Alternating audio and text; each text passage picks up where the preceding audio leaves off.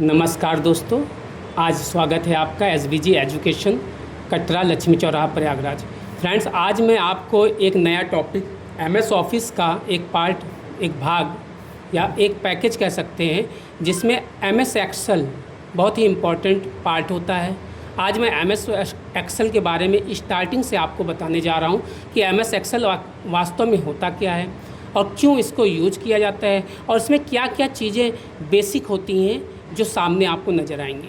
तो फ्रेंड्स, पहले तो ये समझ जाइए कि एमएस एक्सेल एमएस ऑफिस का ही एक भाग होता है। जैसे यहाँ देखिए दोस्तों, यहाँ स्टार्ट में क्लिक करेंगे, हम आल प्रोग्राम में जाएंगे, यहाँ हमें एमएस ऑफिस का पैकेज मिलेगा और इस एमएस ऑफिस पैकेज में जाने पर यहाँ पे हमें माइक्रोसॉफ्ट ऑफिस के जितने पार्ट होते हैं 1 2 3 9 पार्ट सारे दिखेंगे। मगर अभी हम जिसके बारे में बात करने जा रहे हैं उसका नाम है माइक्रोसॉफ्ट ऑफिस एक्सेल 2007।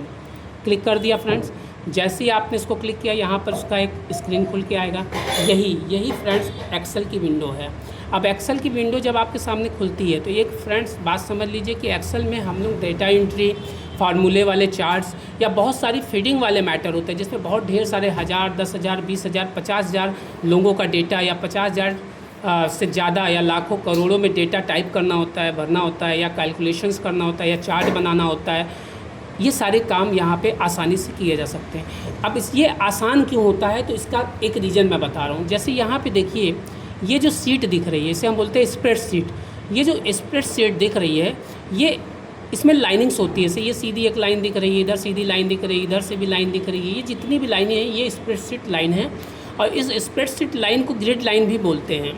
तो फ्रेंड्स, इस ग्रिड लाइन का यूज क्या होता है, जैसे हम लोग मैथमेटिकल्स कैलकुलेशंस करते हैं, यहाँ बड़े आराम से हो जाता है। जैसे यहाँ पे मान ली सपोज करिए हमने यहाँ कुछ लिखा, यहाँ कुछ लिखा, ऐसे कुछ भी लिख दिया और हम आसानी से यहाँ आल्ट के साथ प्लस प्लस करते हैं तो जुड़ जाता है।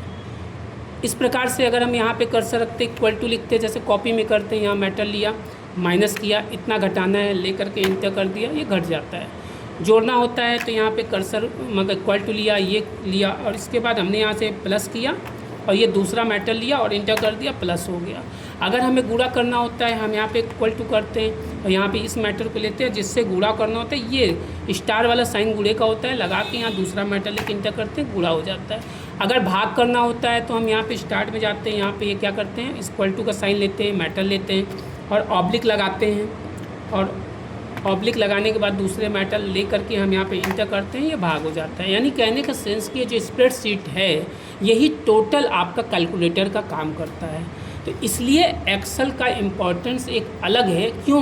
क्योंकि कैलकुलेटर में केवल एक स्पेस दिया होता है जहाँ पर हम डेटा लिखते हैं, मगर जो ये आपका एक्सेल है इसका पूरा ग्रिड लाइन ही कैलकुलेटर का काम करता है।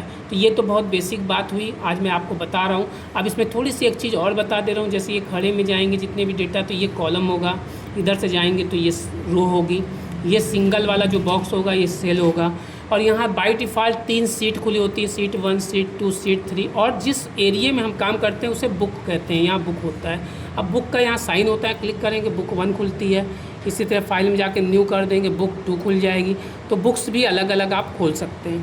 तो ये है एक्सेल का परिचय दोस्तों। अब हमारा नेक्स्ट वीडियो में मैं इसके आगे भी बताऊंगा, इसके बारे में जानकारी दूंगा। ये बहुत बेसिक बातें थी, आपको जाननी चाहिए इसलिए मैं आपको बता रहा था। ओके दोस्तों, गुड डे, गुड बाय।